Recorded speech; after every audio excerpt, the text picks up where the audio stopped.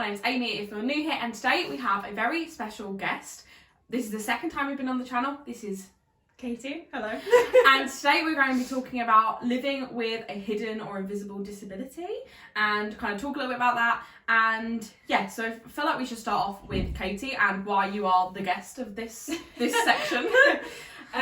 So a few years back, when I was about 17, I was diagnosed with something called ME, which the commonplace term for it is chronic fatigue syndrome. There's a few reasons why I don't like that term, because I think people quite often undermine the idea of a chronic illness that is just fatigue. Obviously fatigue is a big problem. Yeah, I never thought about that before, like just that name sounds a bit like, oh, just tired. Yeah, it's a little bit patronising, I find. So I tend to use the term ME, like its official name. ME to me sounds really scary. that sounds scarier, which I suppose in a way would then get taken more seriously if it sounds scarier. Yeah, because quite often people just don't take any notice of what I said until I actually give it a proper terminology.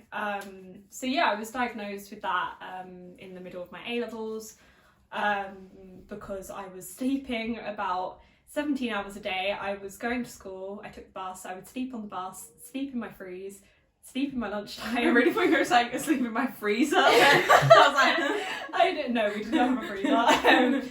No, I was just sleeping at every given opportunity, sleeping then for 2 hours when I got home and still sleeping that night, and it was just becoming ridiculous. I was in so much pain, that's part of it, just my joints don't really work properly. So the whole idea of it is pain, fatigue, and just general sort of like flu-y symptoms quite often, which in a time like this it's never good, because I always have COVID symptoms. Yeah, no, that's really stressful. And I think, as you say, that it was also, I feel like we should stress that before you were diagnosed with this, Katie was like the most active child that we've grown up together. Katie literally was in every club, every dance, every like kickboxing, like everything.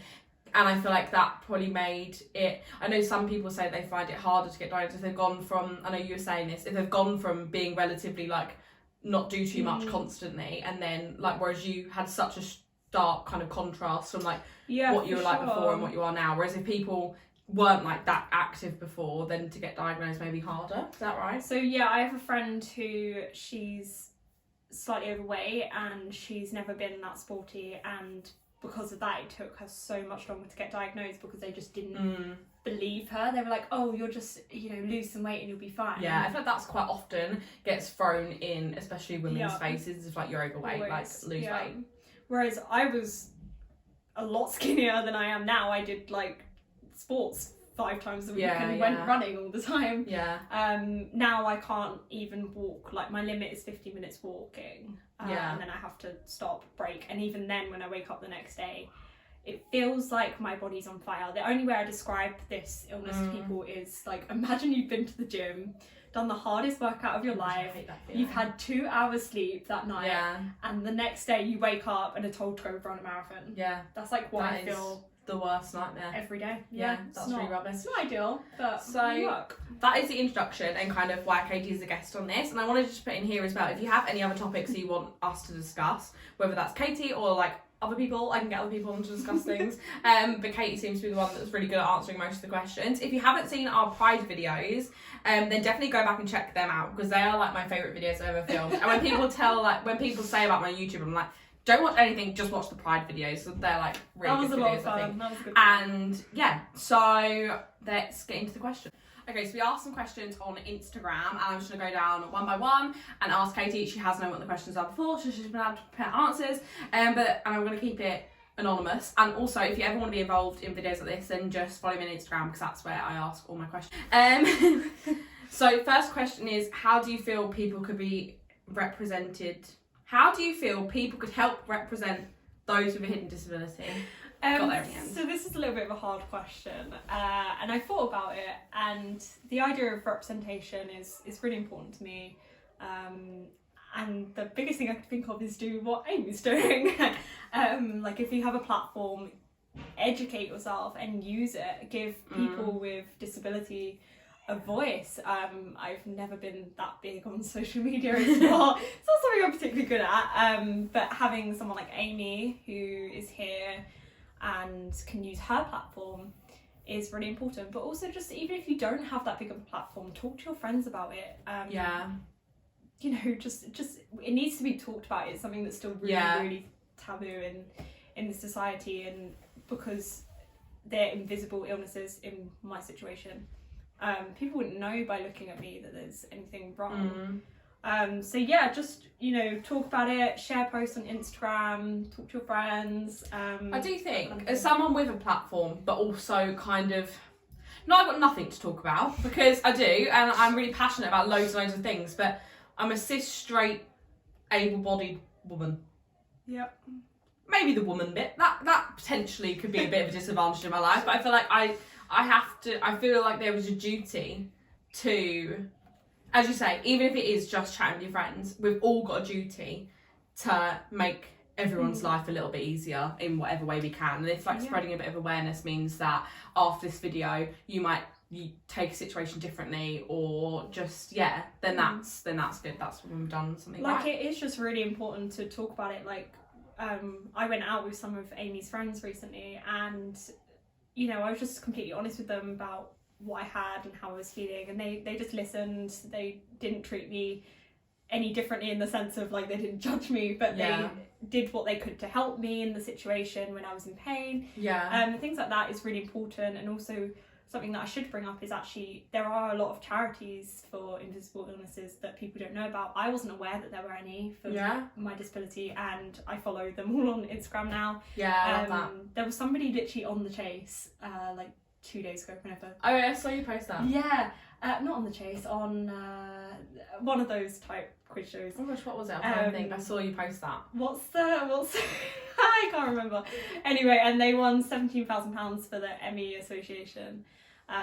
So yeah, that's really important because we need funding, we need research. I feel like I hear ME spoken a lot about more than I hear chronic fatigue, which obviously they are the same thing. I didn't realise they were the same thing, but I feel like, as I said earlier, I feel like ME is something that sounds really scary. So I feel like, but yeah, no, definitely. And if you ever find charities that are posting good resources, share it, because I find loads of charities that I follow post so many good like resources, even just like little Instagram things with information on. Like they normally break it down really easily into like bite-sized chunks that are really easy to understand, and I find that really helpful. Also, if you can hear any background noises, my mum's working, so there's loads of kids around.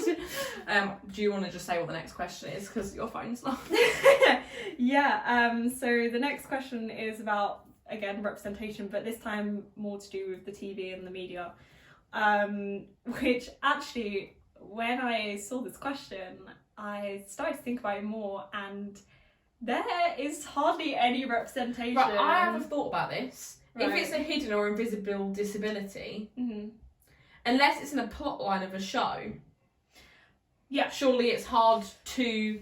Not that it's hard to put in, because they should be putting it in, but you know what I mean? Like, if they're just like a character that hasn't got a major role, but then they should have major roles, I suppose, and that's probably where... So the issue is, like, I had to actually research and look up characters with disability, because even, like, physical scene disabilities are underrepresented, and the issue being that they don't hire disabled actors to play the parts. You hear that a lot, don't you? But I hear that more in terms of, say, there's a gay character and they don't get a gay person.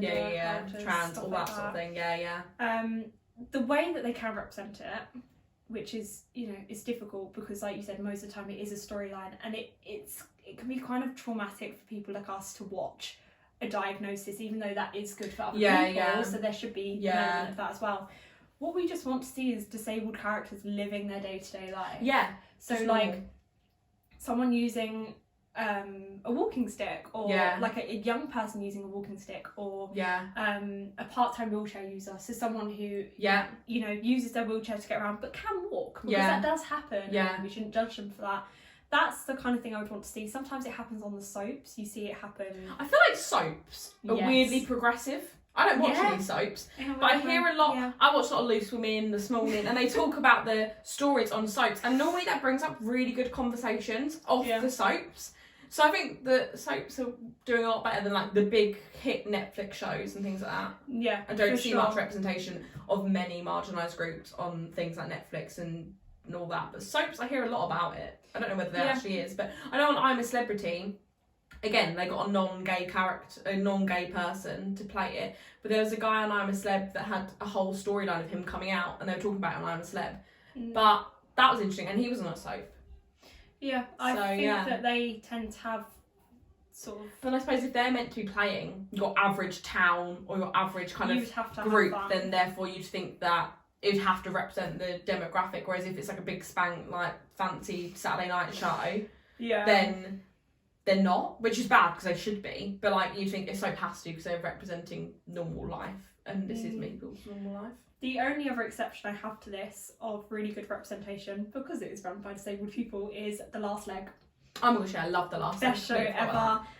If you've never seen it, it's run by 3 men, 3 comedians. 2 of them have disabilities. One of them does not, and he's just there vibing, having a great time. He's just there. They do a lot to do with the Paralympics, but they bring on a lot of guests with disabilities. And also I feel like they really, not only do they have guests on, they talk about issues that need to be raised, like about how you get like benefits and stuff like that. They talk about a lot on that, which I wouldn't have known how difficult it was if I hadn't seen The Last Leg, and what they all have done individually as comedians. I feel like they all do really well in bringing attention to it, and like they talk a lot about how hard it is to get disability benefits, like help and that kind of thing, because I don't qualify, which is really mental because I definitely should. That's crazy. I do qualify under their guidelines, but I can't prove that I qualify. Which is a really weird thing. Yeah, I read something the other day, I think Scope posted it, because as you guys know, I thrift all the time, so I follow all the charities that have like charity shop pages on social media, which a lot of them do, will have like Cancer Research will obviously have its own one, and then Cancer Research Shops will have its own one. And Scope reposted one of the actual charities' posts, and it was about like the requirements you have to make to get the benefits, and it was them petitioning for something, and I went on and signed it. And it's like, it was petitioning, I think, to get it easier so you can apply and things like that. The issue is as well, sometimes if you qualify for benefits, once you're married, you no longer qualify. Gosh.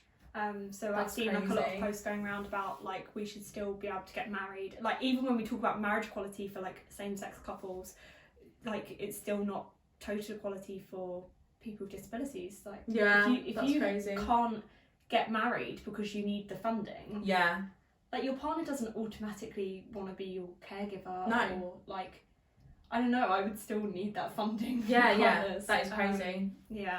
Representation needs to be better, not just on my YouTube channel.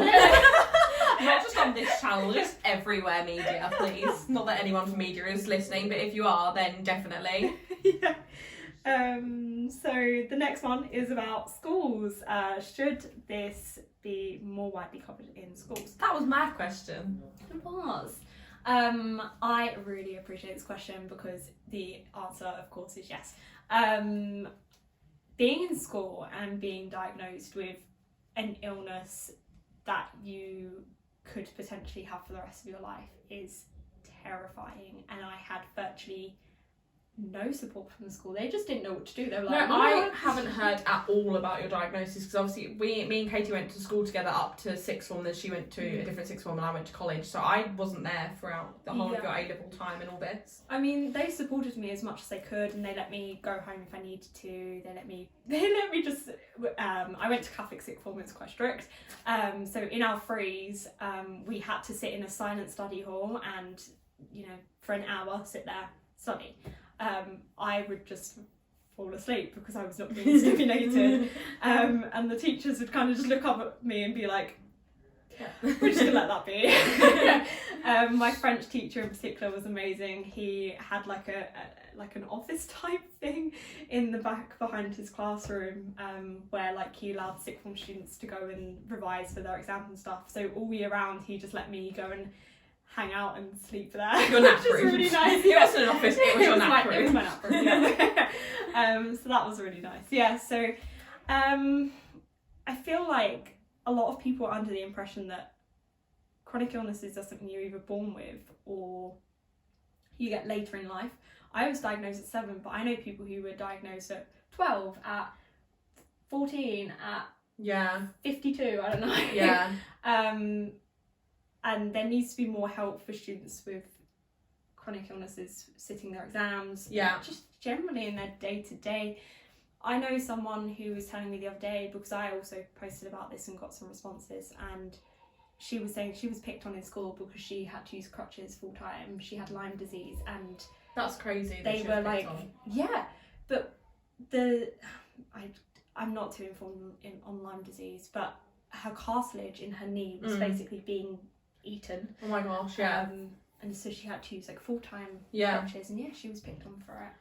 Yeah, I just think, as you guys know, I've not spoken about it too much on here, but if you caught me on the radio, I spoke a bit about it on there, that just schools as a whole just need to do better. Like, I know they're under obviously so much stress, and I don't necessarily think it's the teachers. I think it needs to come from higher up. Like, it needs to come from, like, I just feel like I should have been taught about this. I didn't know any of this stuff, and I know you can't teach literally everything in school, No.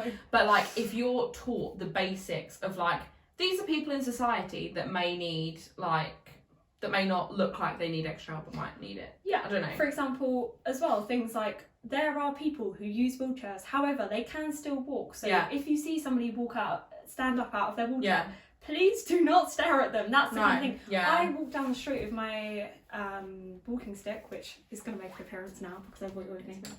This is my beautiful walking stick. We're going to decorate it at some point so it looks pretty. She's called Violet after one of my favourite drag queens. I love that. We love that.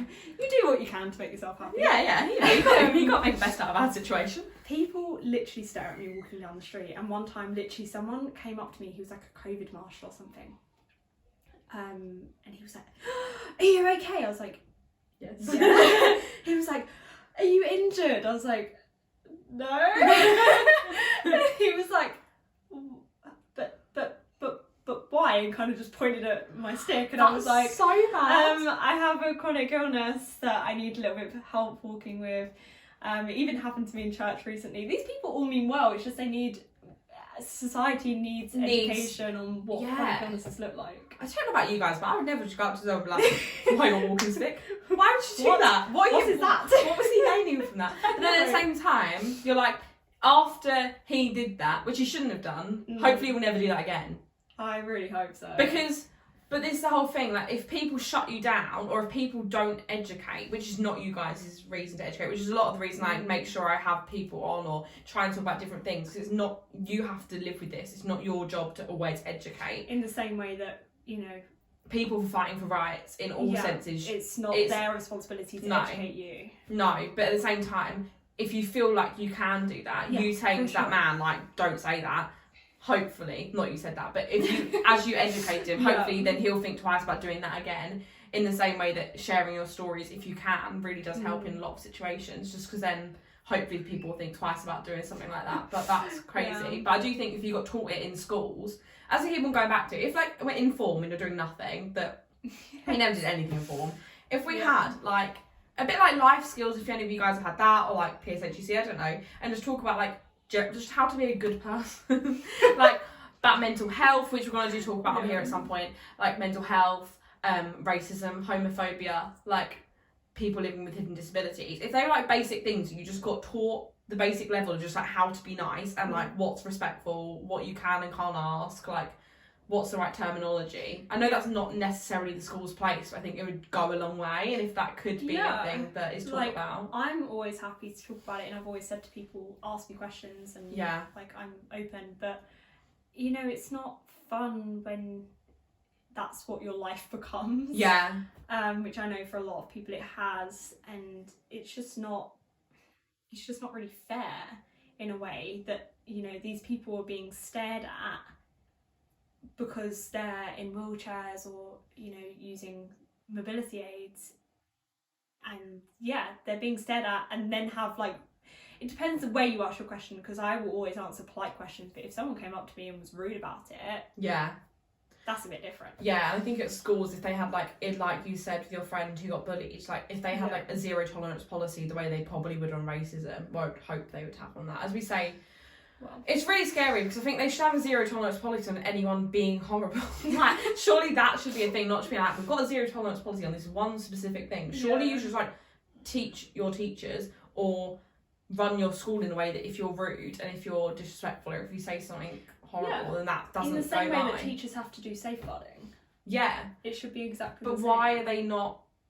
I know it's not teachers' fault. I want to reiterate this, that we know that teachers are doing really, really well. But it's like I said, all the teachers were the ones supporting me. It was higher up in the school that I felt that there just wasn't I think it needs to come from higher up. I think all of this stuff needs to come from the top because they're only doing what they're told. And if you have from the top that, like, I don't know, it's more a really hard question. Schools are not built for people with chronic illnesses. That's for example, true. when I hurt myself, I have a lot of unexplained injuries that just happen. I just wake up in the morning and can't put weight on my foot. It's really weird. And my maths lessons were taught upstairs and there were no lifts, so I just could not go to my maths lesson until I was off crutches. That's crazy.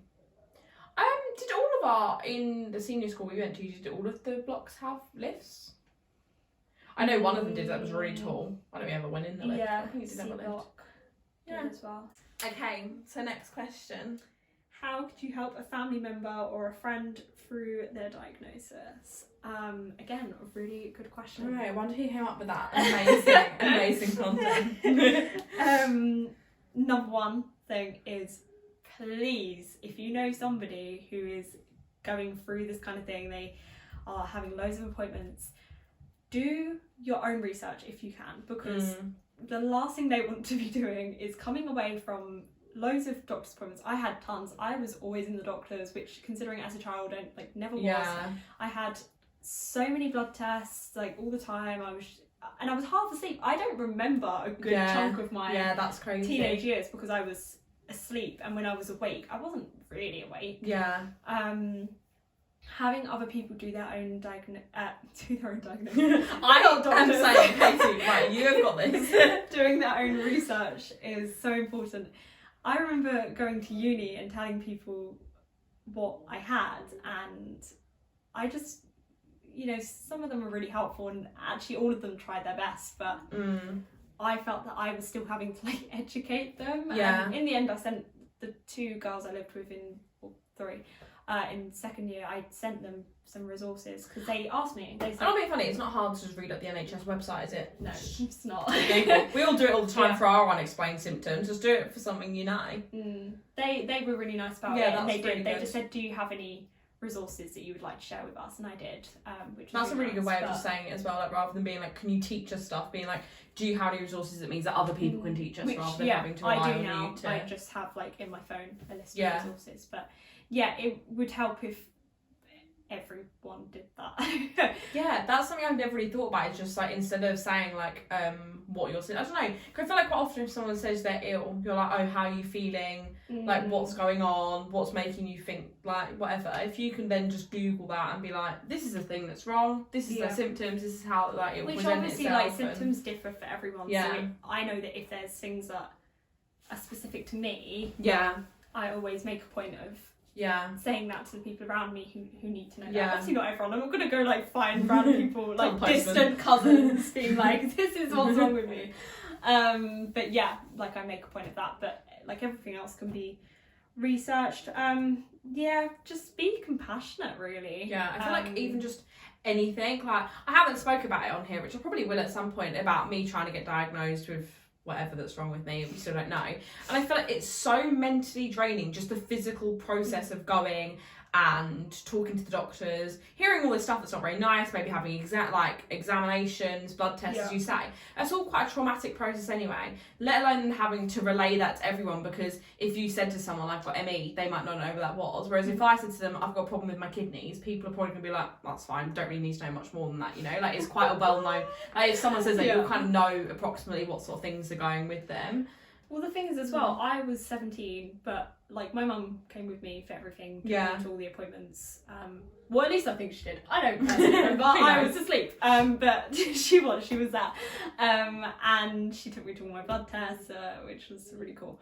This is pre-COVID times, so think about that, like, about COVID, like, a lot of people are going to have to go do this by themselves. And if you were half asleep, imagine how it's going to be like with people. I don't retain anything. When I go into the doctors, I don't remember anything, let alone, and I've got no problems. I just forget. I just forget it all. Yeah. So, in a post-COVID world, if you have a friend or a family member going through this, offer to take them to appointments. Do you think that, I don't know if this is possible, guys, you might know this in the comments, could you like not voice note, but record an appointment? Oh. Because I know for myself, I feel like everyone probably has this. You go into a doctor's, they're talking to you. Most of the time they're talking to you about stuff you don't really know, you're not a doctor. And you kind of sit there, you tell them your symptoms, whatever, but you don't really take it all in, let alone if you're in a state where you're nervous about it, you've got a condition that will literally mean you probably won't remember much of it, like you aren't like, you can't physically remember it. I wonder if you can do that. I mean, I wonder, you could ask the doctor, but I feel like I always come out of a doctor's note and I feel like I need to write down every single thing you said before I forget. I normally call mum instantly, but this happened, this, and this, because I will forget in 2 minutes. But no, it's interesting. But yeah, I feel like just be a nice person about it and, you know. Just, be kind. Compassionate, not too nosy, but like the right amount of nosy. No judgment, which... Yeah. I feel like most people, if they're watching this video, are not going to be judgmental. No, my subscribers are nice. We're not judgmental people here. What's the next one? Do you feel things are less accessible to you because your disability is not visible? I'm going to apologise in advance. This is going to be such a long video. It always is when Katie's on the channel. Get your snacks. I really should have said that at the start. Yes. So I'm going to, explain a recent example in my life. Story time with Katie. So I study languages, and part of the course is a compulsory year abroad. So I recently spent 3 months in France. That's the Montpellier vlogs. Oh, yes. Okay, this is where the issues come in. My teachers should have been informed about my disability. I have software that helps me. I'm allowed to record my lectures. I had emails sent round to all my teachers. I have extensions, all this kind of jazz. And on my forms to go abroad, I had, declared my disability. Yeah. When I got there, I found out the shops were all a 25-minute walk away. There was no way to get there other than walking. I couldn't have home deliveries because of the type of accommodation I was in. So yeah, I was just in trouble. Like, what? And you were saying about the doors, even that the doors were heavy, so you couldn't use your stick if you were going in the doors holding anything. You had to. It was some of those doors, where you like push a button, pull it, and that's not practical when you're holding a walking stick. There were no lifts in the accommodation, so my friends, they lived on the 8th floor, and on the first day we had to carry up 30-kilogram suitcases up to their accommodation. Anyway, all these things aside, I kind of spoke to my teachers and I said, like, I don't really know what I'm supposed to do here. And they weren't aware of my disability. Yeah. Bearing in mind you're in a foreign country as well. Yeah, and they did everything they could to help me. They then got me a taxi fund so that I could get Ubers back and forward to the shops. But by then it was almost too late because I was exhausted. I couldn't recover because when you're poorly and you have to like take a few days of being easy so that you can recover. Yeah. For me, that process is like a lot longer. Yeah. And I just could not recover because my baseline was always like here instead of where it was supposed to be. Yeah. So it just wasn't accessible, and by then there was nothing we could do about it. And because of that, I'm now not able to complete the rest of my year abroad, and I have to stay here instead of going to Spain, which is what I've been dreaming of this year abroad since I was like 11. Yeah. And it's just because the universities in those other countries were not accessible. It's because the teachers didn't do what they could beforehand to help me. I'm not necessarily blaming them, but I'm now having a whole situation with my uni about how to avoid this for other students in the future. So I've been sending emails back and forward, having meetings.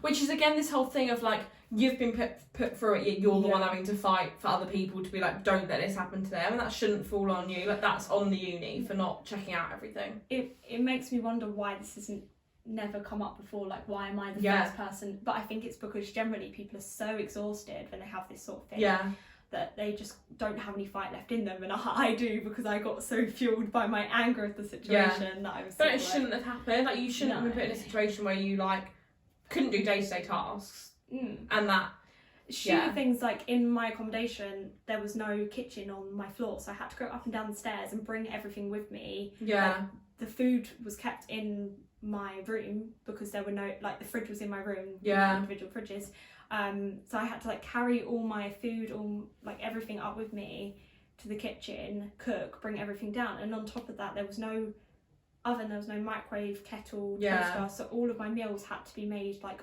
on a hob basically. And that's it's like really like basic things that would actually make all the difference if you'd been aware of them, if you'd been like, I don't know, just had support for it all, and it didn't seem the best in terms of support and stuff. The world as it currently is just not built for people with disabilities as a whole. Never mind invisible disabilities, because we are partially getting there with disabilities. I have a friend who, you know, is a part-time wheelchair user, and she said the amount of times she can't go into a shop. No, I've seen that so many times where people have had to like Google before where they're going to check it's like accessible and stuff. And that's like something you probably wouldn't think about if you're in that situation. And as you say, like a lot of people you assume are like born with it or like get it in later life, but like you're in the years where you like probably have dreamt about going clubbing or going out and whatever, and you're like, can I go there? Is that accessible? Am I gonna like that? Turns out it is not. Turns out she shouldn't go out. Yeah. What's the next one? Actually, I did just want to make one more point. About that go for it. So I'm just skipping her on. You know, so I actually thought I would mention that I haven't used a walking stick for the entirety of, you know, since my diagnosis. It's only been in the last year, 2 years maybe. And since then, I found people have been more understanding. But even now, people don't naturally just like offer me a seat on the train or on the bus or anything. I actually have to actively even with your stick, ask them, even with my stick. That's bad. I was on a 3-hour train journey recently, and I just had to stand the whole time. Yeah, which was not ideal. No, that's crazy. You would assume. The thing is though, like if you were without your stick, then I feel like you'd be like, fair play, don't offer me a seat. But then like if you do have your stick, surely that's like an indication. Do you find with your lanyard, if you take that out, do you reckon that would make a difference or not? Yeah, so for clarification, I don't know if you guys are aware, there's something called the sunflower lanyard, which is what people wear to show that they have hidden disabilities. So people can wear them for anything, like if you have autism, if you have mental health issues. I have a friend who wears one because she suffers from really severe panic attacks. So she wears one when she can, but if she's having a particularly anxious day, she doesn't wear one. That's a mask, I assume.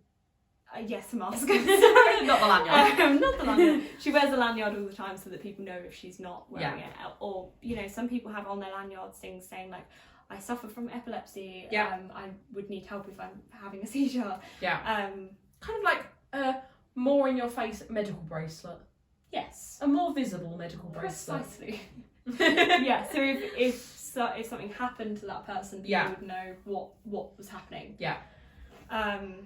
So I was saying that are people more likely to offer you a seat maybe or help you out if you were wearing that?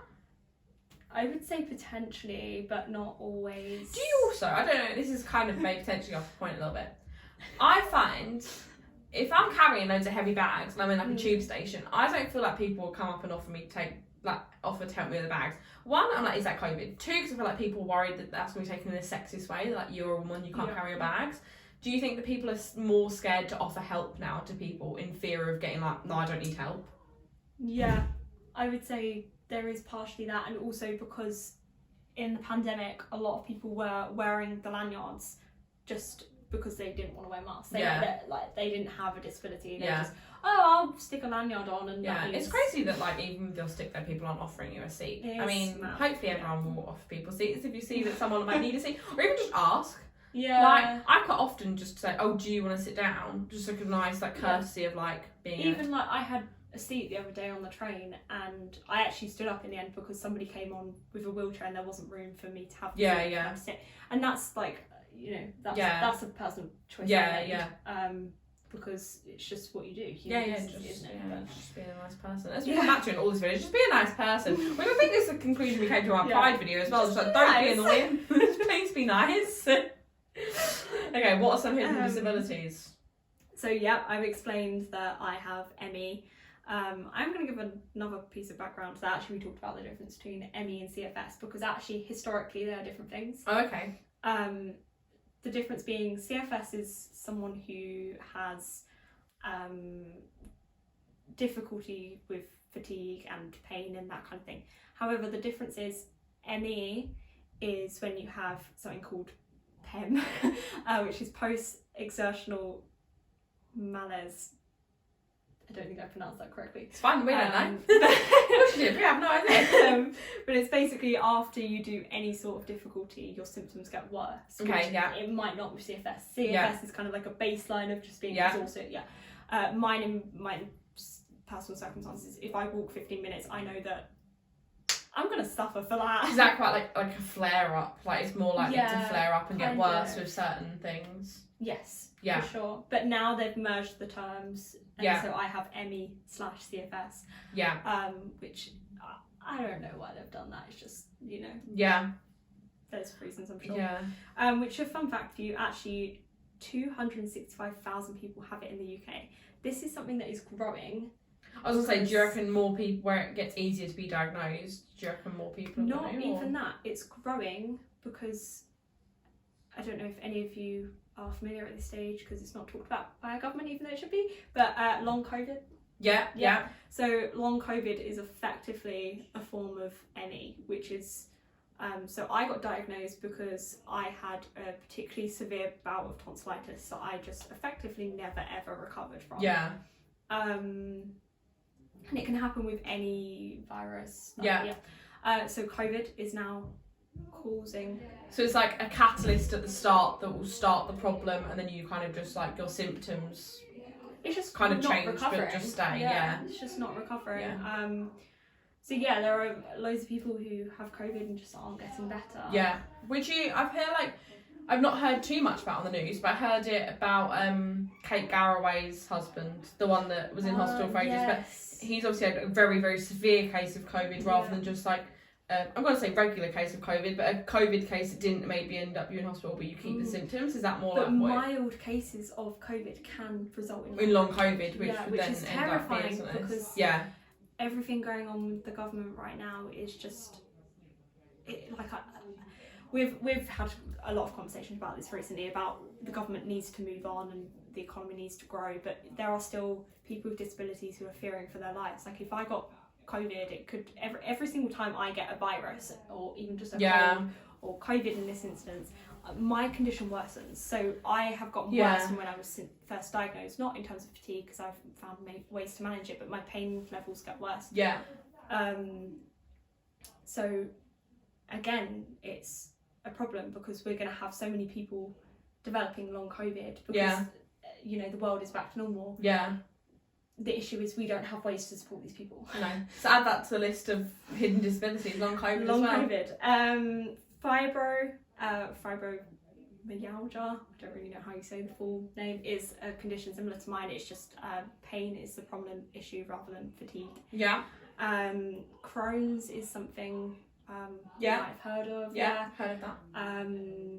I had a friend at uni with Crohn's. All sorts of things are invisible disabilities, which you just wouldn't know. Like diabetes is an invisible disability. I think just anything you don't visibly see. Epilepsy, autism, arthritis, lupus. I could just like. I suppose just any. I feel like sometimes you hear disabilities and do automatically think like wheelchair users and things like that, but like not necessarily like conditions that. But these are all conditions that like alter your life. Exactly. Yeah, it's really interesting. So I've never really thought of it like that. That, as you say, there is so many that are just kind of illnesses or like diabetes. You hear about that. My dad's got diabetes, and I suppose it is something that will affect your life like mental all the time, health, but you wouldn't necessarily see it. As well. Like, if you have like a personality disorder or something that completely alters your life. I read that 1 in 5 people in the UK have a disability and 80% of those are hidden. Oh really? That's why we need to do this video and why like more awareness needs to be made, because obviously like the statistics are there to show that there's so many. when I tell people I'm doing this video, there's people that say, what is a hidden disability? That is something that comes up because I don't think we're really we're not talked about it. It's come back to the whole thing. I think education is key with everything. That doesn't necessarily have to be at school. That can be you guys seeking out information. I find that, I don't know about you, but the older I've got, the more I want to seek out information and like teach myself stuff. I don't know, something that's the student in me that misses school and that I need to learn. But like, it's really interesting that we weren't taught about this, yet it's something that affects so many people. And you're like, I know there's not room to teach everything, but like that should be something that is taught and is really, really important. Okay, what's the next question? So I had a question about what's the biggest misconception. Oh yeah. The biggest thing is that a lot of people think that if someone doesn't look sick, then they aren't sick. Yeah. So for example, right now I have symptoms. I feel a lot. I feel dreadful. But isn't she a truth of being on? I'm not forcing us to get so ill. She did agree to this. No, absolutely. But like, I have really awful symptoms like a lot of the time, and I just have to live my life. But like, you could look at me right now and be like, "Nothing wrong with that." You wouldn't know that. Like, if I walked 50 minutes down the street, I'd like be asleep on the floor. Yeah. That's the thing, and that's why a lot of people just don't understand it, because I feel sick, my throat hurts, not COVID, my head hurts, my body hurts, everything hurts, I'm tired, I want to go to bed. I do want to be here filming this video. She really doesn't want to be here, guys. I'm being held hostage. But I am still sick, and an issue I had at school was I had a lot of days off because I needed to go to appointments and that kind of jazz, and people didn't necessarily understand why. So that's probably one of them, and which is why people get bullied and think that when I'm using my walking stick that I'm just injured and they come up to rescue me. That's definitely one of the biggest misconceptions. I feel like that's the case in like not even just a hidden disability, but just like in general, like mental health. I know you said that is a hidden disability, but like people just because they look okay aren't necessarily okay, and I feel like that is like someone a blanket rule with everything. Of course. And it's like all these things again. It's just remember to be kind, and like if you think someone might need help, then offer it. Don't be like that man. Just be like, are you okay? Maybe don't say that. Just basically be a nice person again, and don't always assume that just because someone looks healthy they are, because it's not necessarily the case. If you see someone in school who's having a lot of time off, instead of judging them for having the time off, ask them maybe if they need help with catching up with work. If they need anything sent to them, which I had such lovely supportive people around me who sent me all the work when I had days off. That's really important. Which is really sweet of them. Next question. What could help someone? Vague. Very vague. I like shortened the question. So people asking these different questions are getting lazy. So I took this to be sort of like, what do I use? What sort of actual physical things do I use to help me? So I spoke about my walking stick, which is a form of mobility aid. People have wheelchairs part-time or full-time. Other things, actually I have really interesting tools. There's so many things out there that have been invented. So when I first went to uni in my first year, I was ringing my mum every other week being like, I can't open this jar. Because of the strength, I suppose. And also just my joints don't work that way. They don't fold and bend in the ways they're supposed to. So I was ringing my mum, I can't open this, I just want to have pasta. She'd be like, I feel you. That's my emotion constantly, I just want to have pasta. I can't open the tomato sauce. She sent me something in the post, which is just, I don't even know a jar opener. Just a jar opener. That's so handy. So cool. But that could help not only people with your condition, but like if you have arthritis, elderly people that just aren't strong. Yeah, exactly. Which covers then such a huge... That's great. actually one of my favourite tools. A very simple invention that seems to be like something that could really help people. Is there one that opens nail polish? I haven't come across one yet. I quite often have that struggle. I can't open a nail polish. We'll go look online after this. Something else I have is I have a jacket that has like built-in heaters because that's cool. I can't have like 10 water bottles all over me. No, that would not work. I wouldn't be able to move. Yeah.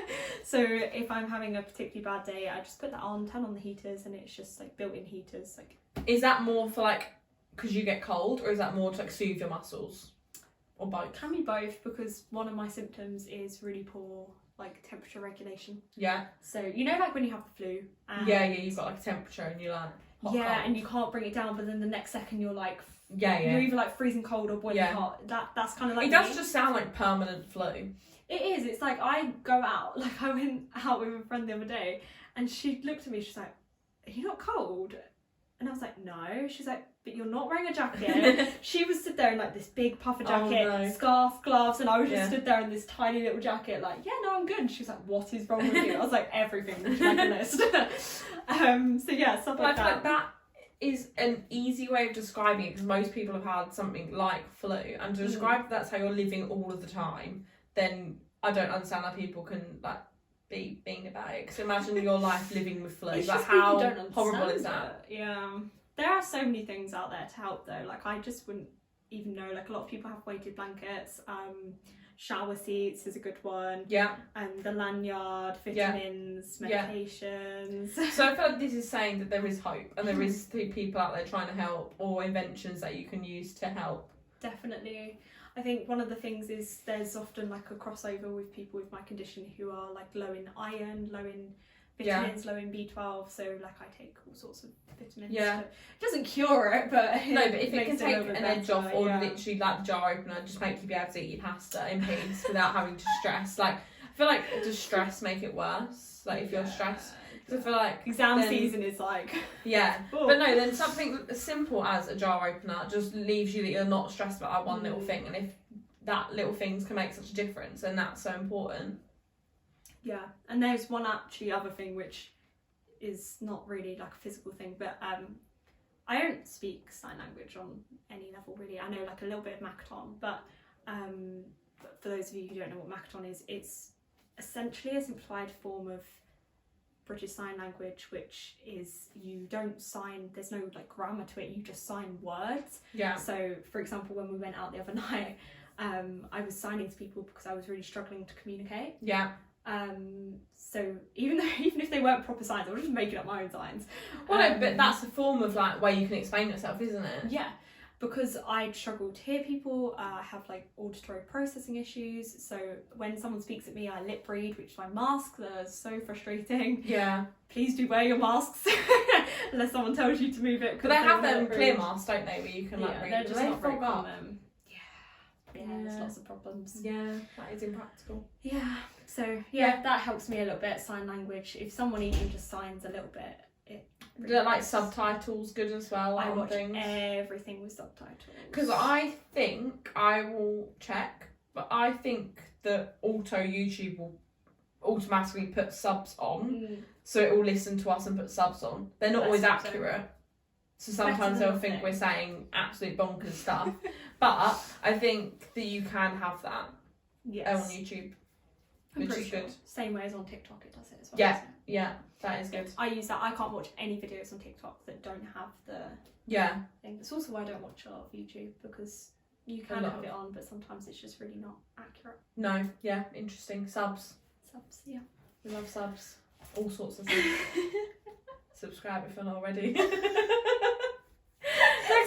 not going to make the edit.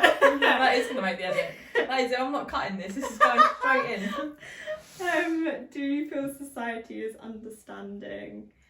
No. I was ready for a hard no there. No. There are really lovely, supportive people out there, and I like to think that the vast majority of people are understanding. It's just the horrible people that ruin it. Yeah. But also, people, even if they are understanding, can just say some really insensitive things sometimes, and they don't mean to.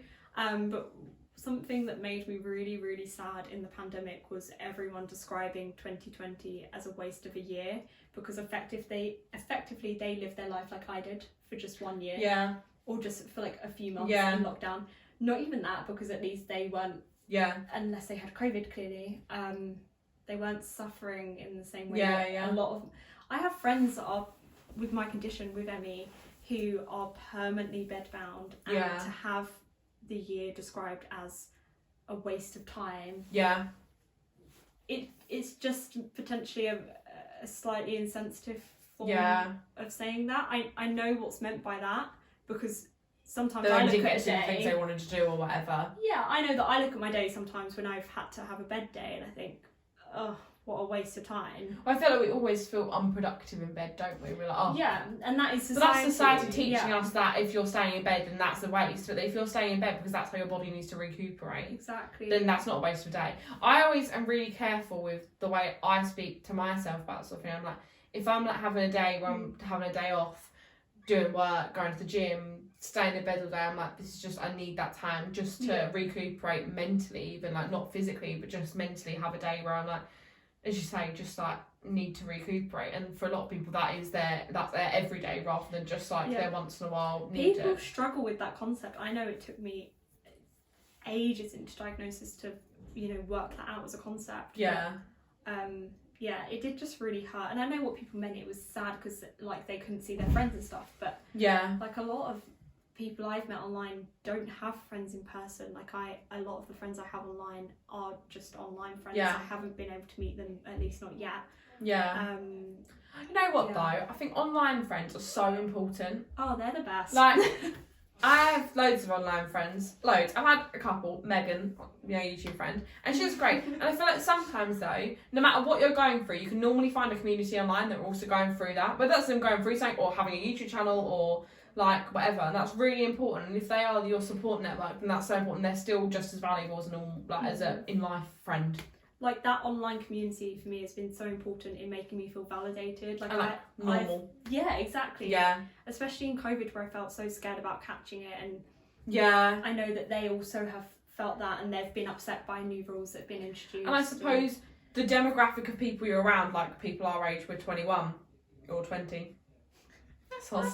Would be like for people that you are worried about catching COVID, as we all should have been and as we all were, but you would have obviously been more worried about catching COVID than your peers, and like that in a way of having like not a different opinion, because none of us want to catch COVID, but have that whole like, this is actually really dangerous if I catch COVID, and like although you don't have to be in someone's position to relate to them or to empathise, like that's really hard. But if someone's going through the exact same thing as an online friend or whatever, that's really like, I know, just hearing someone say that what you're going through, I just read a book and it was really like just validating. I was like, oh yeah, that's exactly what I'm going through. Like, yeah, I love that. But that's like so nice, and I don't think you should ever, is there just an online friend, that's still really important to feel like you've got a community around you that are going through the same thing as you are. Yeah, it's just really validating, and it is good to have them to help spread awareness. It's like simple things like for us, people getting their COVID vaccines is just so important. It's just like, I cannot stress that enough. And I still have conversations with people. I say, can you still test before you see me if there's going to be quite a lot of yes, I know we always do, don't we? And I feel like it's little things you can do, isn't it? Especially if you like have got someone that is vulnerable, then like, that's so nice. Like, not even so nice, it's just like a decent nice thing to do, is just like before you see someone that would potentially be really ill if they get it, like just test. Or in my case, like, you know that if you was a contact case with someone, even though you don't legally have to isolate, you wouldn't come near me just because that's not something you want to do. Yeah, definitely. Same way that if I just had a general cold, if I had the flu, or if I had a virus, I wouldn't be like, okay, I've got a stomach bug, come eat my chips. Like, I wouldn't be like, come share this with me. Because that's not a sensible thing to do. Just be sensible. Yeah, so even be mindful as well that even though, this is really off topic from what we were talking about, I can't even remember what the question was. Whether society is understanding. But anyway, that kind of does lead in. That does, we're still on track.